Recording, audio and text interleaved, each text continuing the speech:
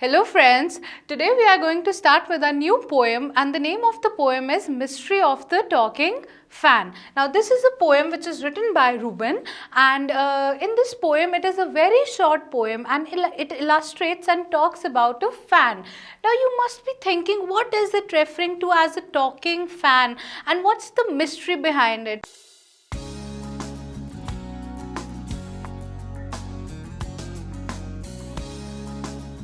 So talking fan, have you ever heard a fan talking? No, a fan never talks, but still the poet has named us as the talking fan. We'll be studying in this poem that what he's actually trying to relate with the talking fan and what is the mystery behind it. Okay, so let's move on. Now, this poem says that once there was a talking fan. The poet talks about the talking fan. Electrical his chatter. Chatter means talking. So the talking of the fan was electrical in nature. I couldn't quite hear what he said. The poet was unable to understand that what the fan is actually trying to say. And I hope it doesn't matter, because one day somebody oiled it, his little whirling motor, and all the mystery was spoiled. He ran as still as water. So now this stanza is trying to explain that the poet first of all used to think that the fan wants to talk to him. Why was he thinking so? Because fan was making so much of noise, and the noise of the fan was like a chatter, electrical chatter. You know, you must have seen it and witnessed it at your places. Whenever your the fan at your place needs oiling, what happens is it starts making some noise. Okay, so that noise the poet was referring as the electrical chatter.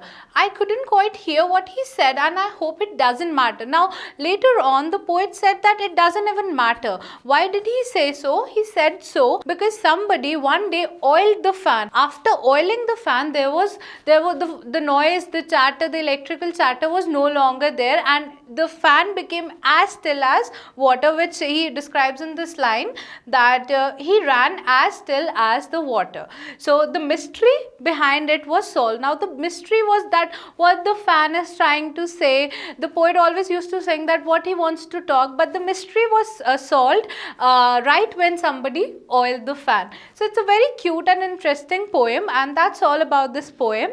Now I hope that this poem is clear to you, and now we'll be moving on to the question answers of this poem. So let's move on. So now the first question of this poem is, fans don't talk, but it is possible to imagine that they do. What is it? Then that sounds like the fans chatter. Yes, of course, fans don't talk. We are just human beings. Human beings can talk. Fan is a non-living thing, so the fan cannot talk. But even if we imagine, like the poet imagined, so if we imagine that the fan is talking, so yes, when the fan makes the noise, when the motor needs oiling, that sound can be termed as the chatter, electrical chatter of the fan. So I hope this is clear. We'll move on to the next question. Now the next question is, what do you think the talking fan was demanding? What according to you the talking fan was demanding? It is very evident from the poem that the talking fan was demanding oiling. Yes, it wanted to be oiled because right after oiling the fan was caught as still as water. So all what the fan wanted at that particular moment was oiling. Somebody oiled it. Okay, so let's move on to the next question. How does an electrical fan manage to throw so much air when it is switched on? So if you think about this question, they are asking about the working of a fan. So it's very scientific, you know. Like a fan in your house, it has 3 blades and a motor. So as soon as you switch on the fan, what happens is the motor starts working and the blades of the fan start moving in the circular motion. So they throw the air downwards in all the directions. This is how an electrical fan works. So I hope that you are clear with this poem as well as the question answers, and if you have any doubts you can comment them below.